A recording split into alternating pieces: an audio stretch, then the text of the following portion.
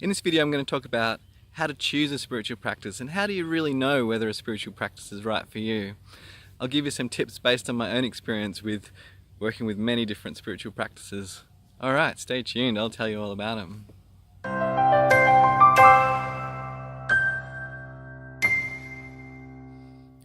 Hey, I'm Shanti and welcome to Wide Awake. This YouTube channel is all about spiritual practice, how to learn new spiritual practices, how to deepen your existing practice so you can feel more peaceful, more content, but also feel more awake and alive and connected to life. So just so you know, I've put a whole lot of tips and links into the description below, so feel free to check those out at any time. And yeah, let's get into the video. So how do you choose a spiritual practice? Well, as you probably know, there's so many different types of spiritual practice out there. You know, there's like mindfulness, yoga, meditation, chanting, fasting, contemplative practices, religious practices, breath work, nature connection. You could just go on and on. And then within each of those, there's like so many different things, like just within meditation, there's literally thousands of different kinds of meditation in so many different traditions. So how do you choose? Well, I think one of the first steps in the process is to just get really clear about why you're doing the spiritual practice. So a lot of beginners don't realize that different spiritual practices have different benefits. Like some spiritual practices are specifically for benefiting health. There's other spiritual practices which are specifically about stress and anxiety. There's others for relaxation and helping you get to sleep. And there's other ones that are about the heart and opening the heart and developing compassion. And there's other spiritual practices which are about like spiritual development and enlightenment and waking up to reality.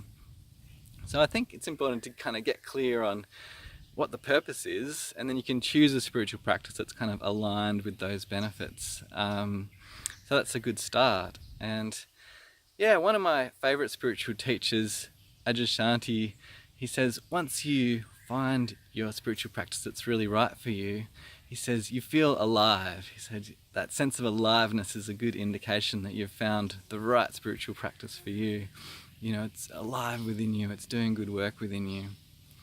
And from my personal experience, I know when I found the right practice for me because it really touches something deep within me. Like I get this sense that it's kind of breaking me open. It's doing some deep healing, like right within me. And you can feel it right in your soul, like that sense, and it's quite it's quite a tangible feeling. It's like and sometimes it's so deep that I actually burst into tears because it's like, oh my god, this is just so beautiful. It's doing such deep work within me. So yeah, I think there's some different ways of knowing that you've found the right practice that's right for you. And I think it's really beneficial to have one main practice that you kind of choose and focus on, because that can allow you to kind of go deeper with that practice. You can go deep into it, even when sometimes it doesn't, you might have good days and bad days, might feel a bit flat for a while, but I really encourage you to kind of choose one and kind of stick with it, because it allows you to go deeper and allows it to kind of do deeper work within you, which might take some time. But at the same time, I really encourage you to mix it up and try different practices. Don't get stuck with one practice if it's really not working for you. You can mix it up and do different things. Like you might have, in the morning you might do some yoga practice, in the evening you might do some meditation practice, and during the day you might do something else like some mindfulness practice, mindful eating, or so you can kind of do multiple different practices. And I really encourage you to expand your spiritual practice beyond just your kind of 30 minutes in the morning or whatever it is that you do your spiritual practice, and expand it to your whole day. Every moment there's a different spiritual practice that you can do. And yeah, I really like to combine things. Like my personal practice in the morning is I usually get up and do a bit of spontaneous dancing and shaking it out. And then I'll do either some meditation or some qigong, depending on how I'm feeling. Then after that, I'll do some prayers and manifestations and some gratitude and kind of speak them out loud. So I'm kind of combining a whole lot of different things there that really works for me, and I kind of use my intuition as to what's right for me each morning, and it kind of changes a bit each morning.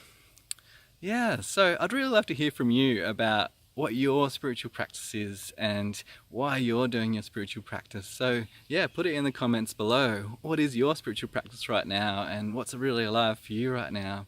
And if you have any questions about it, please ask me. I'd love to help you find a spiritual practice that really works for you.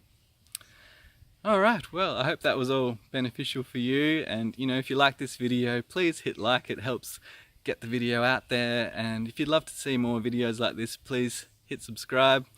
I'd love to see you in the next video.